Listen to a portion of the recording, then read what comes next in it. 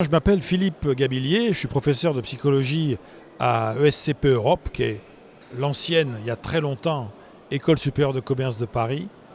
Mais j'ai aussi été, pendant de très nombreuses années, membre du comité exécutif des DCF. En fait, je l'ai été quasiment de façon ininterrompue de 1989, je crois, 89-90, jusqu'à 96-97. Et en fait, moi, j'ai beaucoup travaillé au fil des années sur les commerciaux chanceux. C'est-à-dire que ça avait été beaucoup de clients. Moi, j'étais consultant à l'époque et beaucoup de clients me disaient, mais comment se fait-il que dans mes commerciaux, ils ont des bons niveaux techniques, mais j'ai l'impression qu'il y en a qui ont plus de chance que d'autres. Alors ça, c'était une vraie question. Ça paraissait une question bizarre en disant, attendez, mais vous pouvez pas croire à un truc comme la chance, c'est pas possible, quoi. Et en fait, je me suis rendu compte à l'époque, moi j'étais chercheur en psychologie, bien évidemment, que derrière ce qu'on appelle la chance, surtout la chance à répétition, donc les gens qui tombent sur des meilleurs clients, des meilleurs prospects, qui ont toujours les bonnes infos pour aller au bon endroit, le fait de fonctionner comme ça avait en fait des causes. Et j'ai commencé à travailler là-dessus, et j'ai fini par publier d'ailleurs des articles, des bouquins sur ce sujet-là. Et en fait, il ressortait une chose incroyable, c'est que les gens qui avaient beaucoup de chance, ils représentaient tous, à peu de choses près, les 5 mêmes comportements. Alors on les retrouvait presque à chaque fois, c'est ça qui était incroyable. D'abord, tous ces commerciaux qui, paraît-il, étaient plus chanceux que les autres, c'était des gens qui étaient totalement habités par leur objectif. Mais c'est incroyable, quand on dit être habité par son objectif, vous en avez par exemple qui, à l'époque, ils l'avaient écrit, ils étaient dans leur voiture, ils avaient l'objectif écrit devant eux. D'autres le portaient dans leur portefeuille. D'autres, dans les premiers ordinateurs qu'on avait, dès que leur ordinateur s'ouvrait, sur leur écran, il y avait leur objectif. C'était incroyable, cette idée de se laisser en permanence influencer, imprégner par son propre objectif. Ça, c'est une première caractéristique de ces grands chanceux. Mais ce n'était pas la seule. Ils avaient un deuxième truc incroyable, c'est qu'ils étaient en permanence, ils étaient prêts.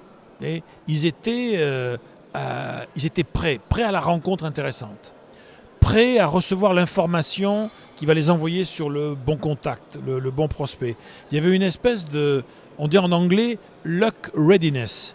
Ils étaient prêts à rencontrer le coup de chance. Donc, le fait d'être habité par leur objectif, être en permanence prêt à rencontrer le coup de chance, ce qui avait d'ailleurs des conséquences au niveau même de leur propre curiosité intellectuelle. Ils lisaient beaucoup plus que d'autres, les revues économiques, bien évidemment, mais ils lisaient davantage. Ils se tenaient au courant de tout ce qui sortait de nouveau, des gens qui étaient, des garçons et des filles qui étaient en permanence à l'affût. Jean-Claude Van Damme aurait dit qu'ils étaient aware, quoi. Ils étaient en permanence voir ce qui se passe autour.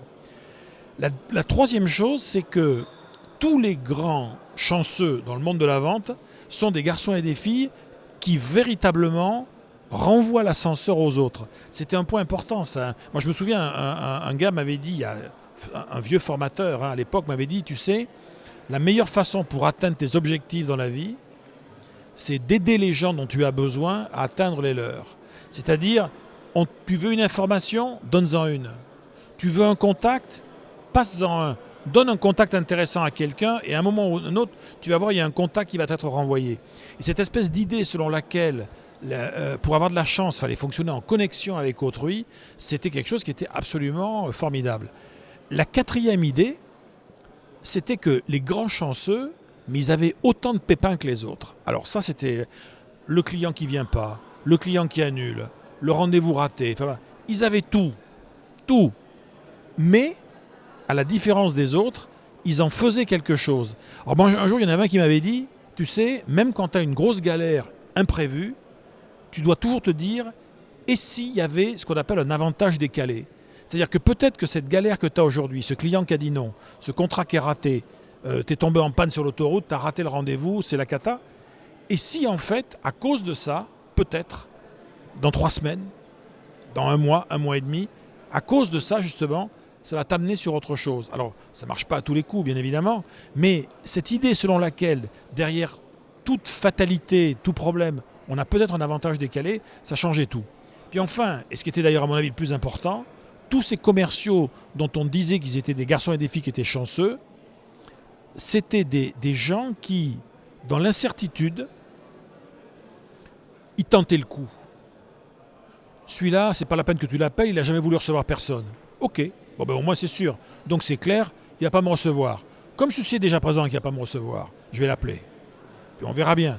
Et puis ils insistaient, et puis ils tentaient le coup. Et il y avait une espèce d'audace, vous voyez. Un jour, il y a un qui me dit, mais tu sais, il y a un vieux proverbe asiatique qui dit, le jour où tu décides de passer à l'action, ce jour-là, c'est peut-être ton jour de chance. Ah, je dis, formidable.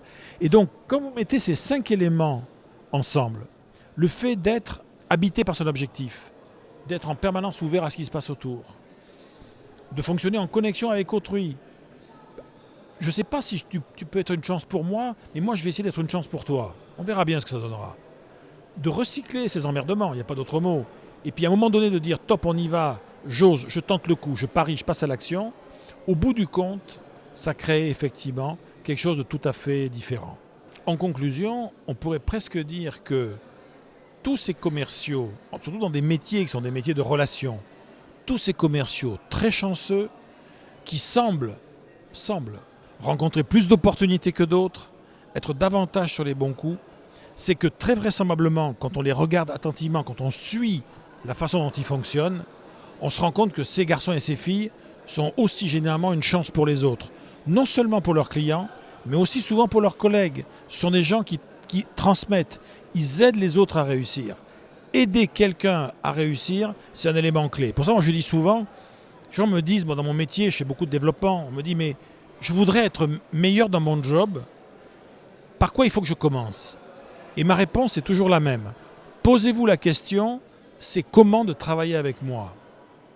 À partir du moment où vous avez pu avancer là-dessus, si travailler avec vous, ça donne de l'énergie, ça donne envie, etc., à ce moment-là, on peut vraiment dire que vous êtes dans la bonne direction. Puis ça, c'est une très très bonne nouvelle.